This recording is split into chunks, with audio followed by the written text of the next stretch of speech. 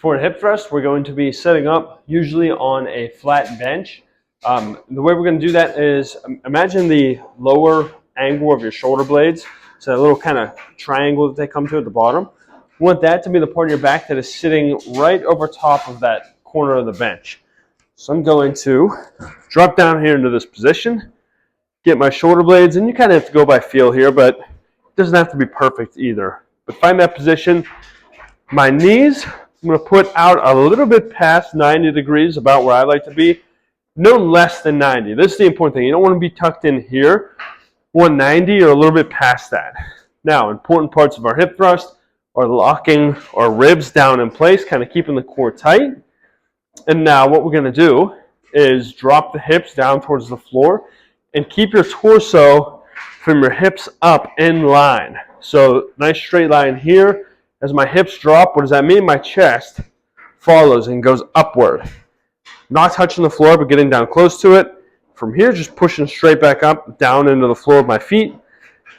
Boom, hips lock out the top. I'm squeezing my butt and my hamstrings, and it's just repeating that, guys. Now, we could do this with weight on our hips. In this case, I'm just going to demonstrate body weight. So what I would do here is I'd put my arms out just to kind of stabilize myself right here. Hips down, chest up. I push up and squeeze. And then adjust your feet as needed based on how that feels. So I'm going to bring them in. My hips come down, my chest comes up. Drive up and squeeze my butt.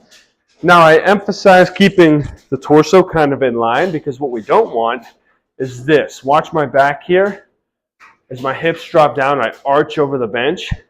So we want to have that little bit of engagement here so that we keep a good rigid position, and all of the movement is coming from your hips right here. And then once you guys are finished, obviously, you can drop down to the floor or stand yourselves back up. But that's a hip thrust body weight. Now again, like I said, you could do this with a barbell.